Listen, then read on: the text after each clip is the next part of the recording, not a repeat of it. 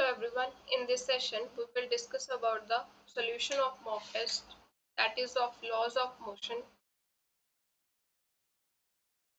तो यहाँ पे हमारा जो फर्स्ट क्वेश्चन है, a satellite of Earth, it is revolving around the Earth.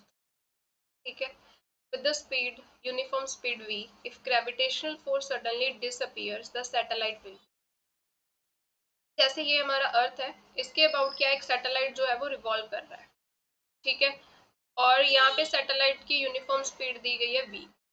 Gravitational force अगर सडनली डिसअपियर हो जाए, अब हमें पता है जो अर्थ और सैटेलाइट है इसके बीच में ग्रेविटेशनल फोर्स जो लगेगी that is g, mass of earth mass of satellite upon R square. ये इसके बीच का डिस्टेंस आर स्क्वायर. यही ग्रेविटेशनल फील्ड क्या काम कर रही है, it will provide the necessary centripetal force.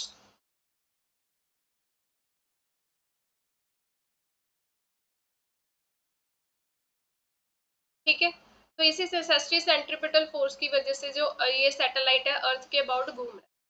अब अगर यही फोर्स डिसअपियर हो गई तो क्या होगा, the satellite will continue to move with velocity v along the original orbit. ये पॉसिबल ही नहीं है, क्योंकि देखो ये फोर्स अगर डिसअपियर हो गई तो सेंट्रीपिटल फोर्स नहीं मिल रही है सैटेलाइट को, तो वो ओरिजिनल ऑर्बिट में कैसे मूव कर सकता है. ठीक है, यहाँ पे रिवॉल्व करने के लिए सेंट्रीपिटल फोर्स चाहिए, वही नहीं मिल रही है. तो option A is not our answer.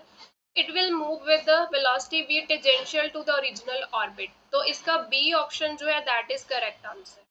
अब जब सेंट्रीपिटल फोर्स नहीं मिल रही है तो ये क्या करेगा, v वेलोसिटी के साथ टेंजेंशियली ऑर्बिट के टेंजेंशियल डायरेक्शन में v ऑर्बिट के साथ ये मूव कर जाएगा. ठीक है, तो इसका ऑप्शन जो बी है that is correct answer. Next question, angle between radius vector and centripetal acceleration is. तो हमें बताना है रेडियस वेक्टर और सेंट्रीपिटल एक्सलरेशन के बीच का एंगल कितना होता है. जैसे मान लो ये हमारा क्या पार्टिकल सर्कुलर पाथ पे मूव कर रहा है, ये सर्कल का सेंटर हो गया. अब रेडियस वेक्टर हम कैसे ड्रॉ करते हैं, ओ से इस तरफ, ये हमारा क्या है रेडियस वेक्टर. सेंट्रीपिटल एक्सलरेशन क्या होती है पार्टिकल की, जो एक्सलरेशन किसके अलोंग होती है, along the radius towards the centre. तो मतलब सेंट्रीपिटल एक्सलरेशन की डायरेक्शन टुवर्ड्स द सेंटर होगी. अब अगर मैं इसको ड्रॉ करूं, ये रीजन है. ठीक है, रेडियस वेक्टर हमारा इस तरफ है आउटवर्ड डायरेक्शन में, और एक्सलरेशन जो है वो इस तरफ है इनवर्ड डायरेक्शन में. तो दोनों के बीच का एंगल कितना मिलेगा, दैट इज 180 डिग्री. तो ऑप्शन बी आएगा इसका correct answer. Next question, a car goes round a circular track of radius 50 metre. तो एक कार जो है वो सर्कुलर ट्रैक में जा रही है, सर्कुलर ट्रैक है हमारा ऐसे. ठीक है, इस सर्कुलर ट्रैक का रेडियस हमें कितना गिवन है, 50 मीटर गिवन है, और उसकी स्पीड कितनी गिवन है, 25 मीटर पर सेकेंड. तो एंगुलर स्पीड जो है वो हमें बतानी है. अब हमें पता है सर्कुलर मोशन हो रहा है, सर्कुलर ट्रैक पे कार जा रही है, हमारे पास ये रिलेशन होता है v is equal to R omega. यहाँ से एंगुलर स्पीड क्या आ गई, v बाई आर. v कितना है हमारे पास 25. ठीक है, और r रेडियस कितना है 50. तो ये कितना मिला 1/2. 1/2 यानी कि 0.5 रेडियन पर सेकेंड. तो ऑप्शन ए मिलेगा इसका correct answer. Next question, the speed of revolution of particle around a circle is half. तो स्पीड ऑफ रेवोल्यूशन जो है वो क्या कर दी, हाफ कर दी. ठीक है, एक पार्टिकल की अराउंड अ सर्कल, और एंगुलर स्पीड जो है वो डबल कर दी. यहाँ पे v आएगा, speed of revolution. Angular speed is doubled, angular speed को क्या कर दिया, डबल कर दिया. What happens to radial acceleration. हमें पता है रेडियल एक्सलरेशन का फॉर्मूला क्या होता है, v स्क्वायर अपॉन r. अब यहाँ पे इस फॉर्मूला को हमें इन टर्म्स ऑफ v और ओमेगा लिखना पड़ेगा. ठीक है, क्योंकि यहाँ पे चेंजेस जो है वो लीनियर, ये जो स्पीड और ओमेगा में किए गए हैं, तो r को रिप्लेस करना पड़ेगा. हमारे पास ये रिलेशन होता है जब कोई पार्टिकल सर्कुलर पाथ में मूव करता है तो v is equal to R omega. ठीक है, यहाँ से r की वैल्यू क्या आ गई, v बाई ओमेगा. अब इसको इस एक्सलरेशन के रिलेशन में फिल कर देते हैं, v स्क्वायर अपॉन r की जगह आ गया v, और ये ओमेगा ऊपर चला गया, ये कैंसिल हो गया इसके साथ. तो सेंट्रीपिटल एक्सलरेशन या रेडियल एक्सलरेशन क्या मिली, v ओमेगा. ठीक है। अब क्या बोला गया है, v को हाफ किया गया है और ओमेगा को डबल किया गया है, तो न्यू सेंट्रीपिटल एक्सेलरेशन या रेडियल एक्सेलरेशन क्या मिलेगी, v को हाफ कर दिया और ओमेगा को डबल कर दिया, तो ये क्या मिला 1/2 इंटू 2, ये v ओमेगा। ये तो ओरिजिनल ही आ गई पहले वाला रिलेशन इक्वेशन नंबर 1 से, तो सेम मिल रही है, रिमेन्स अनचेंज्ड। ऑप्शन ए आएगा इसका correct answer. The car is moving with the speed, speed हमें दी गई है कार की 30 meter per second on the circular path, जिसका रेडियस कितना गिवन है 500 मीटर। इट इफ आएगा यहाँ पे, if the speed is increasing at the rate of 2 meter per second square, तो एक्सलरेशन गिवन है ये 2 मीटर पर सेकेंड स्क्वायर, तो एक्सलरेशन हमें बतानी है। ठीक है, ये कौन सी एक्सलरेशन गिवन है, टेंजेंशियल एक्सलरेशन गिवन है। ठीक है, हमें जो एक्सलरेशन है कार की वो बतानी है। अब कार सर्कुलर पाथ पे मूव कर रही है, तो हमें पता है जब कार सर्कुलर पाथ पे ऐसे मूव करेगी तो एक एक्सलरेशन होती है टेंजेंशियल एक्सलरेशन और दूसरी क्या होती है सेंट्रीपिटल एक्सलरेशन। तो सेंट्रीपिटल एक्सलरेशन निकाल लेते हैं, v square upon R, v square कितना है 30 का स्क्वायर हो गया अपॉन आर कितना है 500। ठीक है, तो ये 0 से 0 कैंसिल हो गए, सेंट्रीपिटल एक्सेलरेशन मिली 9/5। अब टेंजेंशियल एक्सेलरेशन भी गिवन है, नेट एक्सेलरेशन इस तरफ मिल रही है, तो देखो यहाँ पे नेट एक्सेलरेशन कैसे आएगी, दैट इज टेंजेंशियल एक्सेलरेशन का स्क्वायर प्लस सेंट्रीपिटल एक्सेलरेशन का स्क्वायर। टेंजेंशियल कितनी गिवन है 2, 2 का स्क्वायर 4, ये हमारे पास क्या आ गया 9/5 का स्क्वायर। तो इसको हम सॉल्व कर लेते हैं, ये क्या आएगा 4 प्लस 81/25 और ये एलसीएम लिया 100 प्लस 81 181/25, तो इसको जब हम सॉल्व करेंगे हमारे पास 2.7 जो है अप्रोक्सीमेट इतना आंसर आता है, तो ऑप्शन डी मिलेगा इसका correct answer. Next question, a body of mass 0.4 kilogram revolve in horizontal circle of radius 5। Horizontal circle में एक मास रिवॉल्व कर रहा है, ये सर्कल बना देते हैं। ठीक है, ये रेडियस गिवन है हमें 5 मीटर, यहाँ पे एक बॉडी है जिसका मास है 0.4 किलोग्राम, ये रिवॉल्व कर रहा है इस पे, तो इसकी रेवोल्यूशंस कितनी है 120 रेवोल्यूशंस है पर मिनट। सेंट्रीपिटल फोर्स पूछा गया है, तो सेंट्रीपिटल फोर्स का रिलेशन होता है mv²/r। अब यहाँ पे v तो गिवन नहीं है हमें, यहाँ पे फ्रीक्वेंसी गिवन है, ये रेवोल्यूशंस पर मिनट है ना, तो फ्रीक्वेंसी क्या होती है रेवोल्यूशंस पर सेकंड, इसको 60 के साथ डिवाइड कर देते हैं, तो ये रेवोल्यूशंस पर सेकंड मिल जाएगा, तो ये कितना आ गया 2, तो फ्रीक्वेंसी मिल रही है 2। ठीक है, अब v को यहाँ पे रिप्लेस कर देते हैं आर ओमेगा से, तो ये क्या मिलेगा आर ओमेगा का स्क्वायर अपॉन आर, तो सेंट्रीपिटल फोर्स का रिलेशन आ गया in terms of omega, that is M R omega square, क्योंकि एक आर नीचे कैंसिल हो जाएगा। अब इसमें वैल्यूज फिल कर देते हैं, मास है 0.4 किलोग्राम, रेडियस है 5, ओमेगा को मैं लिख सकती हूँ 2 पाई इंटू फ्रिक्वेंसी का स्क्वायर, तो ये आ गया 4/10 5 2 पाई और फ्रिक्वेंसी कितनी है यहाँ पे 2, इसका स्क्वायर, ये 2 इंटू 2 4 पाई का स्क्वायर हो गया 4/10 5, ये 4 पाई यानी कि 16 पाई स्क्वायर हो गया, दिस इज 2 और ये 2, तो ये कितना मिला 32 पाई स्क्वायर न्यूटन, तो ऑप्शन डी मिल रहा है इसका correct answer. Next question, angle of banking is independent of velocity of vehicle, radius of curvature, mass of vehicle, width of road. अब एंगल ऑफ बैंकिंग का हमारे पास रिलेशन होता है tan theta, this is equal to v² upon rg, हम यही relation use करते हैं। अब देखो ये वेलोसिटी ऑफ व्हीकल पे तो डिपेंड कर रहा है, ये हमारा आंसर नहीं है, रेडियस ऑफ कर्वेचर पे भी डिपेंड कर रहा है, तो मास ऑफ व्हीकल के ये क्या इंडिपेंडेंट है, विड्थ ऑफ रोड पे भी ये क्या है इंडिपेंडेंट, तो दो ऑप्शंस यहाँ पे बन रहे हैं। ठीक है, इंडिपेंडेंट जो है ये। A car takes turn at an optimum speed on the road, तो एक रोड पे कार क्या सर्कुलर टर्न ले रही है, ठीक है, which is at banked at the angle theta, तो एंगल ऑफ बैंकिंग कितना गिवन है theta is equal to sine inverse 0.1। If it require complete necessary centripetal force, कितनी चाहिए इसको centripetal force 400 newton, normal reaction हमें बताना है कार पे कितना है। अब देखो यहाँ पे जब हम कार सर्कुलर टर्न लेती है तो रोड कैसे बने होते हैं, जैसे ये लेवल रोड है, बैंकिंग की जाती है, जो आउटर वाला है जो थोड़ा सा ऊपर होता है किसी एंगल से, छोटा सा एंगल होता है ये, तो जब इस पे कार जाएगी, ठीक है,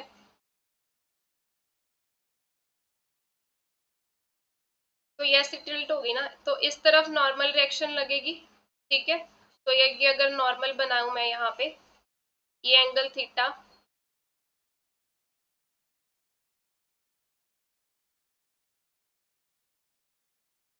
बेसिकली बैंकिंग ऑफ रोड इसीलिए किया जाता है ताकि कार जो है टर्न सेफली कर सके, ठीक है। जैसे ये कार अब टर्न करेगी, तो यहाँ पे अगर मैं ये नॉर्मल बना दूं, पहले एक सेकेंड, ठीक है। इस पे फोर्सेस देखो, ये वेट नीचे की तरफ, नॉर्मल रिएक्शन भी यहाँ पे किसी एंगल पे लगेगी, ये एंगल थीटा होगा, इस तरफ एन कॉस थीटा कंपोनेंट होगा और इस तरफ एन साइन थीटा। ये जो एन साइन थीटा कंपोनेंट होता है वो क्या प्रोवाइड करवाता है, नेसेसरी सेंट्रीपिटल फोर्स, ठीक है। अब थीटा की वैल्यू यहाँ से हमें यहाँ पे साइन थीटा मिल जाएगा, साइन थीटा किसके इक्वल आ जाएगा, 0.1 के।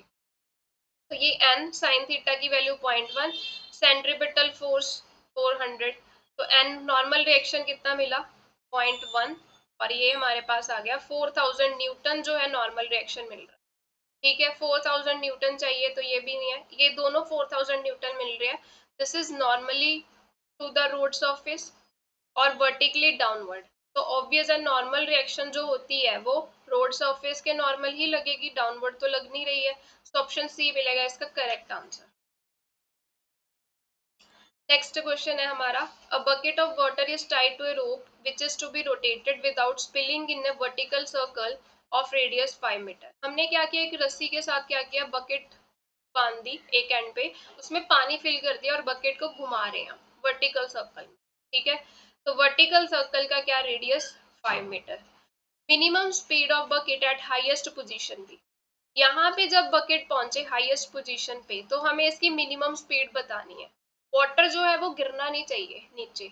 अब देखो स्पीड इस तरफ होगी, अब यहाँ पे फोर्सेस कौन कौन सी लग रही है, एक तो वेट की वजह से फोर्स नीचे की तरफ, एक नॉर्मल रिएक्शन लग रही है नीचे की तरफ, और सेंट्रीपिटल फोर्स भी अंदर की तरफ प्रोवाइड होगी। तो यहाँ पे जो नॉर्मल रिएक्शन है और जो वेट है, ठीक है, ये क्या प्रोवाइड करवा रहे हैं, नेसेसरी सेंट्रीपिटल फोर्स प्रोवाइड करवा, ठीक है। तो एन की वैल्यू यहाँ से क्या मिली, centripetal force mv² minus mg, ठीक है। अब यहाँ पे मिनिमम स्पीड चाहिए हमें, ये जो बकेट है ये सेफली ये पूरा अपना वर्टिकल मोशन तभी कंप्लीट कर सकती है अगर नॉर्मल रिएक्शन क्या हो, ग्रेटर देन इक्वल टू 0, ये होना जरूरी है, तभी ये वर्टिकल मोशन पॉसिबल है। नॉर्मल रिएक्शन 0 से ग्रेटर होनी चाहिए, ठीक है, 0 भी नहीं होनी चाहिए, क्योंकि अगर 0 हो भी गई किसी पॉइंट पे, अगर 0 हो भी जाती है तो उस पॉइंट पे वेलोसिटी बढ़ जाएगी, जिससे क्या होगा, हमारा मोशन कंप्लीट हो सकता है, ठीक है। तो अगर नॉर्मल रिएक्शन 0 हो गई, वेलोसिटी भी 0 होगी, तो फिर ये वर्टिकल सर्कल में मोशन पॉसिबल नहीं है, क्योंकि नॉर्मल रिएक्शन 0 होने से क्या होगा, स्ट्रिंग टूट जाएगी और बकेट तो घुमा ही नहीं सकते फिर हम, ठीक है। तो यहाँ पे कंडीशन क्या मिल गई हमें, it is greater than equal to mg, इसको यहाँ से ग्रेटर देन 0 कर दिया, तो v² क्या मिला, mg/m, तो v जो है ग्रेटर देन gr आ गया, मतलब v जो है greater than equal to gr होना चाहिए। हमें यहाँ पे मिनिमम बतानी है स्पीड, वो मिनिमम स्पीड क्या आएगी, √gr, इसके इक्वल आ गई। तो अब इसमें वैल्यूज फिल कर देते हैं, तो मिनिमम जो स्पीड है वो कितनी आ गई, g की वैल्यू मैं 10 ले लेती हूँ, ठीक है, और r रेडियस कितना है 5, तो ये स्क्वायर रूट ऑफ 50 आ गया, तो ये अप्रोक्सीमेटली 7 जो है मीटर पर सेकेंड हमारे पास आंसर आएगा, ऑप्शन डी आएगा इसका करेक्ट आंसर। ये मैंने अप्रोक्सीमेट इसलिए लिखा क्योंकि मैंने यहाँ पे 10 वैल्यू लिया, यहाँ पे g की वैल्यू 9.8 फिल करेंगे, फिर कैलकुलेट करेंगे तो फिर आंसर मिलेगा प्रॉपर 7, ठीक है। वैसे भी 50 है, 49 का स्क्वायर रूट होता है ना 7, तो ये 7 पॉइंट समथिंग मिलेगा हमें, ठीक है, तो इसीलिए मैंने यहाँ पे अप्रोक्सीमेट बोला है। यहाँ पे g की वैल्यू 9.8 लगा के फिल करके कैलकुलेट करेंगे तो सी ये जो डी ऑप्शन है वो हमें प्रॉपर आंसर मिलेगा। The angular acceleration of a rotating body which slows down from 500 rotation per minute to rest in 10 seconds is about। अब देखो यहाँ पे क्या है, एंगुलर एक्सलरेशन निकालनी है, एक बॉडी रोटेट कर रही है तो उसकी जो इनिशियल है एंगुलर स्पीड कितनी है, 500 रोटेशंस पर मिनट, फाइनल कितनी है, दैट इज 0 क्योंकि वो रेस्ट पे आ रही है, और कितने टाइम में आ रही है, 10 सेकेंड में, ठीक है। एंगुलर एक्सलरेशन निकालना है, हमारे पास ये रिलेशन होता है plus alpha into T, omega final rotations पर मिनट है, इसको मैं रेडियन में कन्वर्ट कर लेती हूँ, 2 पाई के साथ कन्वर्ट कर दिया, is equal to 0 plus alpha, यहाँ पे टाइम क्या है 10 सेकेंड। ठीक है, यहाँ से अल्फा की वैल्यू क्या आ गई 500 इंटू 2 पाई,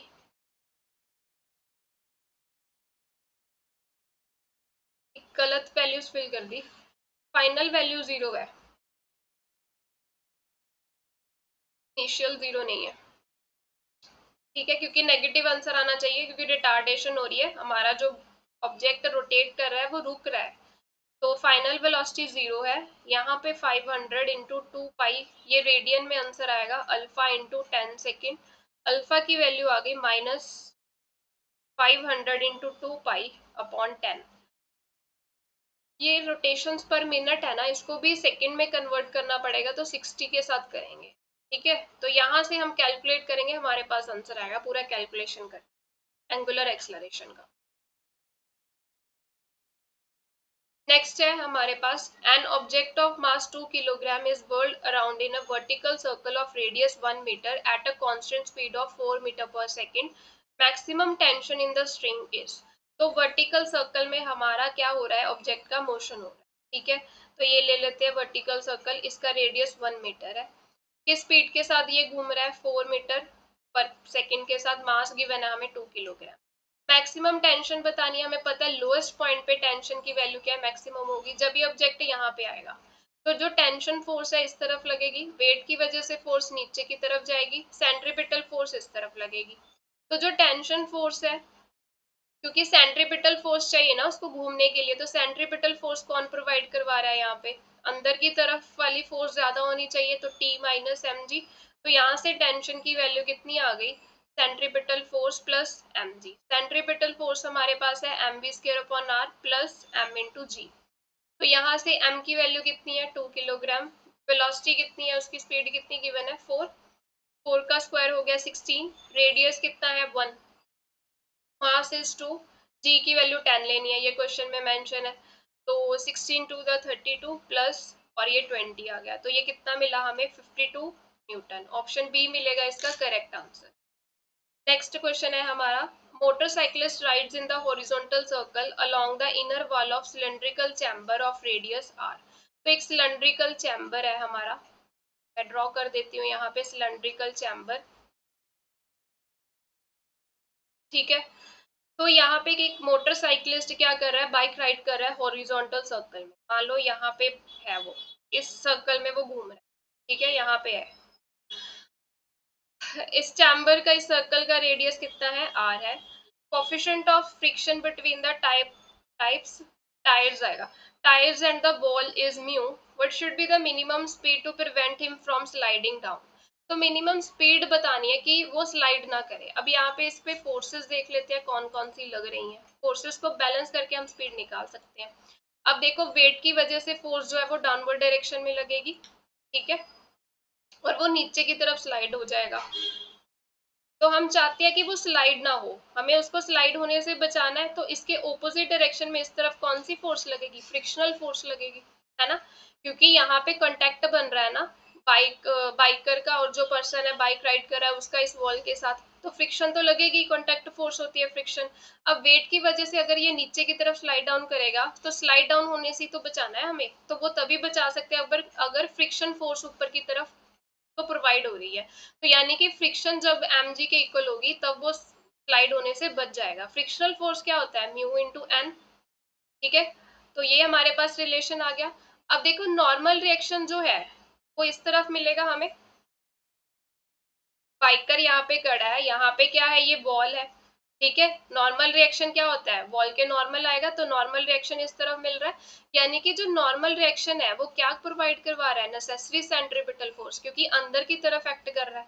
तो एन की वैल्यू किसके इक्वल आ गई, M V square upon R. ठीक है, तो मैं यहाँ पे एन की वैल्यू फिल कर देती हूँ, M V square upon R is equal to M into G, ये एम से एम कैंसिल हो गया। यहाँ पे मिनिमम स्पीड पूछा है, तो मिनिमम स्पीड निकाल लेते हैं, वी स्क्वायर किसके इक्वल आ गया, आर जी, ये आर इस तरह मल्टीप्लाई हो गया, म्यू कोफिशिएंट ये डिवाइड हो गया, तो ये मिल रहा है under root R G by, ये आंसर मिल रहा है। Next question, two particles whose masses are in the ratio 7:3, these are go around two concentric tracks whose radii are in the ratio। concentric track मतलब इनका centre same हो, तो ये first track हो गया सर्कुलर ट्रैक और ये second circular track हो गया, ठीक है। तो यहाँ पे दो पार्टिकल्स जो है वो रोटेट इस सर्कुलर ट्रैक में जा रहे हैं। ये रेडियस r1 ले लेते हैं, इसका रेडियस r2 ले लेते हैं। तो ये रेडियस की रेशो हमें गिवन है 1:2। उनके मासेस की रेशो भी गिवन है हमें m1/m2 that is 7/3। Linear speed जो है उसकी रेशो है v1/v2 की रेशो है 1/2। सेंट्रीपिटल एक्सलरेशन की रेशो बतानी है। अब पहले सेंट्रीपिटल एक्सलरेशन हमारे पास क्या होता है v²/r। तो मैं फर्स्ट के लिए अगर सेंट्रीपिटल एक्सलरेशन, ये सेकंड के लिए रेशो लिख सकते हैं v1²/r1, ये v2²/r2, ठीक है।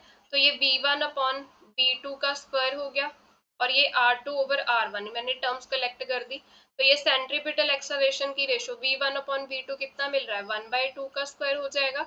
r2/r1 तो इसका रेसिप्रोकल होगा, ये r1/r2 है तो ये 2/1 आ गया। तो ये 1/4 इंटू 2:1, तो ये मिली रेशो हमें 1:2। ऑप्शन सी मिलेगा इसका करेक्ट आंसर। मास का कोई रोल नहीं है क्योंकि सेंट्रीपिटल एक्सलरेशन के केस में तो मास आ ही नहीं रहा ना।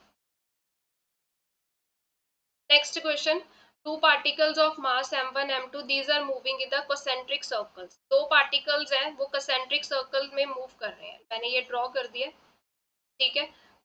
फिगर गलत शेप बन गई।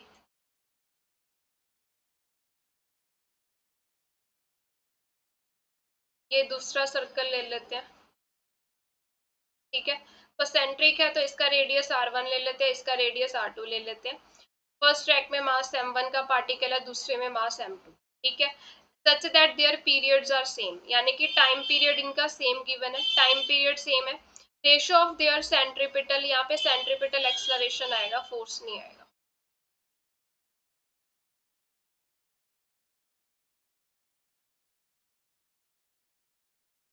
ठीक है। क्योंकि अगर फोर्स के केस में देखेंगे तो वहां पे m1 और m2 की वैल्यू होनी चाहिए, ठीक है। m1 m2 डिफरेंट पार्टिकल्स है, तो आंसर में तो सिर्फ रेडियस पे डिपेंडेंसी आ रही है, मास तो इन्वॉल्व ही नहीं है। तो फोर्स के फॉर्मूले तो मास आएगा ही आएगा। तो यहाँ पे सेंट्रीपिटल एक्सलरेशन होना चाहिए, ठीक है। तो सेंट्रीपिटल एक्सलरेशन क्या होता है हमारा v²/r। मैं v को r ओमेगा लिख सकती हूँ। तो ये मेरे पास सेंट्रीपिटल एक्सलरेशन कितनी मिल गई r⍵², ये रिलेशन मिल गया। अब मैं लिख सकती हूँ यहाँ से रेशो a1/a2, ये कितना मिला हमें r1⍵1² अपॉन r2⍵2²। अब देखो क्वेश्चन में गिवन है कि टाइम पीरियड सेम है। अगर टाइम पीरियड सेम है t1 = t2, टाइम पीरियड क्या होता है 2π/ω1 और ये 2π/ω2। 2π से 2π कैंसिल हो गया, ω1 और ω2 के आ गए इक्वल आ गए। तो ये एक्सलरेशन की रेशो किसके इक्वल आ गई मेरे पास r1/r2, क्योंकि ω1 और ω2 तो इक्वल है, ये कैंसिल हो जाएंगे। तो r1/r2 जो है that is the answer. Next question, if the angular speed of particle in circular motion is halved. Angular speed हमने क्या किया, हाफ कर दिया। Magnitude of centripetal force becomes half the initial value, becomes 1/4 the initial value, remains unchanged, becomes double the initial value, ठीक है। तो centripetal force का relation क्या होता है हमारे पास mr⍵²। तो ओमेगा को हमने क्या कर दिया, यहाँ पे चेंज कर दिया, कितना चेंज कर दिया ω/2 कर दिया। तो एफ डैश जो न्यू फोर्स मिली वो हमें क्या मिली ω²/4, यानी कि ये ओरिजिनल वैल्यू क्या 1/4 मिल रही है। सो ऑप्शन बी आएगा इसका correct answer. Next question, an automobile who speed is increasing at the rate of this. हमें यहाँ पे एक्सलरेशन गिवन है 0.6 metre.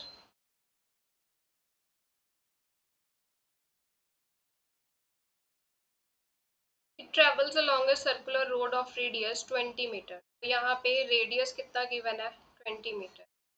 Instantaneous speed of automobile is 4 metre per second. Instantaneous speed given है हमें, angular acceleration पूछा। अब देखो ये जो एक्सलरेशन गिवन है ये टेंजेंशियल एक्सलरेशन गिवन है। सेंट्रीपिटल एक्सलरेशन हमें निकालनी है दैट इज v²/r। v क्या है यहाँ पे 4 का स्क्वायर, नीचे 20, रेडियस इज 20, ठीक है। तो ये आया 4 5 = 20, 4/5 क्या आ गई हमारे पास सेंट्रीपिटल एक्सलरेशन। अब नेट एक्सलरेशन निकाल लेते हैं, वो हमारे पास क्या आएगी, ए सी स्क्वायर प्लस ए टी का स्क्वायर। तो ये हमारे पास आ गया, इसका स्क्वायर किया तो ये आया 16/25 प्लस 0.6 का स्क्वायर किया तो ये 0.36 हो जाएगा, है ना। तो इसको अगर हम आगे सॉल्व करें तो 16/25 प्लस 36/100 लिख दूं मैं, यहाँ पे एलसीएम ले लेते हैं, यहाँ पे 16 और 4 64 प्लस 36 हो जाएगा, ये 1 मिल रही है एक्सलरेशन। अब यहाँ पे एंगुलर एक्सलरेशन पूछा है, हमारे पास रिलेशन होता है A is equal to alpha into R. तो अल्फा की वैल्यू यहाँ से आ गई ए बाई आर, इसमें वैल्यूज फिल कर देते हैं, यहाँ से कैलकुलेशन करके हम निकाल सकते हैं।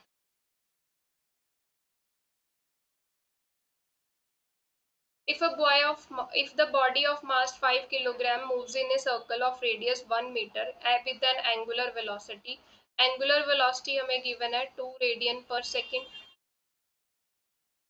मास हमें गिवन है 5 किलोग्राम, ठीक है, रेडियस गिवन है 1 मीटर, सेंट्रीपिटल फोर्स बतानी है। सेंट्रीपिटल फोर्स का रिलेशन क्या होता है, एम आर ओमेगा स्क्वायर, मास है 5, रेडियस है 1, ओमेगा की वैल्यू 2, तो ये कितना मिलेगा 20 न्यूटन। ऑप्शन बी आएगा इसका correct answer. Next question, what will be the maximum speed of car when it safely driven along a curve of road of radius 100 meter? हमें मैक्सिमम स्पीड बतानी है कार की जब वो सेफली जो एक कर्व रोड है, ठीक है, वो इसको सेफली टर्न कर सके। तो मैक्सिमम स्पीड इसके लिए हमारे पास रिलेशन क्या होता है, that is mu R G under root. तो म्यू की वैल्यू है 0.2, रेडियस कितना है 100, जी की वैल्यू 10 ले लेते हैं। तो यहाँ से हमारे पास कितना आ गया, 2/10 इंटू 100 इंटू 10, ये 10 से 10 कैंसिल, तो ये हमें मिलेगा √2 इंटू 10, है ना, √2 1.414 इंटू 10, तो ये 14.14 यानी कि अप्रॉक्सीमेटली 14 मीटर पर सेकेंड में। Next question, a curved road of 50-meter radius is banked at correct angle of given speed, ठीक है, तो करेक्ट एंगल पे बैंकिंग की गई है, रेडियस 50 मीटर है। If the speed of to be doubled, speed को क्या कर दिया, डबल कर दिया, बैंकिंग एंगल क्या है, सेम है। हमारे पास बैंकिंग एंगल का रिलेशन होता है tan theta is v square upon R जी, ठीक है, ये क्वेश्चन नंबर 1 ले लेते हैं। जब स्पीड को डबल कर दिया, ठीक है, तो क्या होगा, बैंकिंग एंगल सेम है, ये 2v हो गया v की जगह, और रेडियस को मैं r1 ले लेती हूँ क्योंकि रेडियस भी तो चेंज होगा, फिर रेडियस ऑफ कर्वेचर ही तो बताना है कितना चेंज होगा।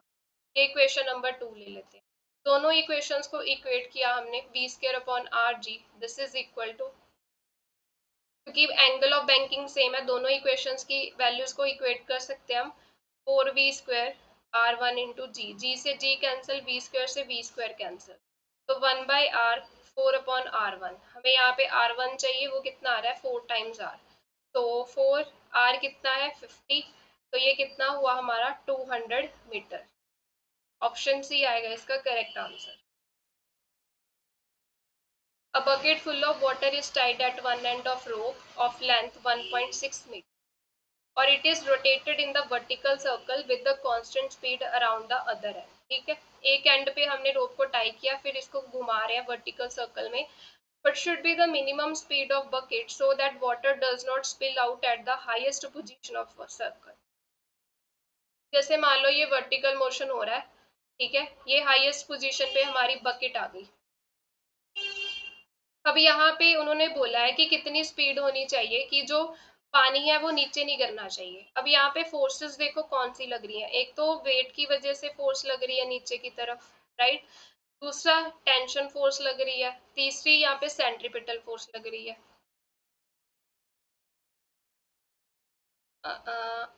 ये नॉर्मल रिएक्शन हो गया, सॉरी नॉर्मल रिएक्शन यहाँ पे लग रही है, इस तरफ वेलोसिटी आ जाएगी, ठीक है, टेंशन की वैल्यू नहीं करते, नॉर्मल रिएक्शन से ये क्वेश्चन करेंगे।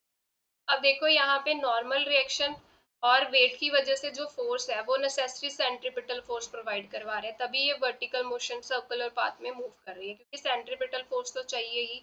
तो centripetal force mv square upon r minus mg हो गया।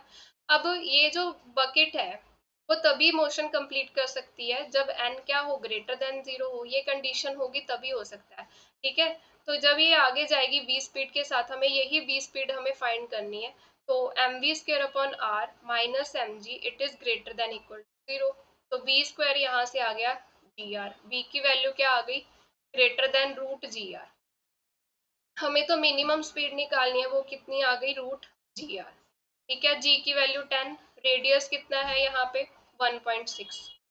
तो अगर मैं यहाँ पे डेसिमल हटा दूँ तो 16 बचेगा, ये कैंसल, 16 का रूट क्या आ गया 4 मीटर पर सेकेंड। तो ऑप्शन बी मिलेगा इसका करेक्ट आंसर।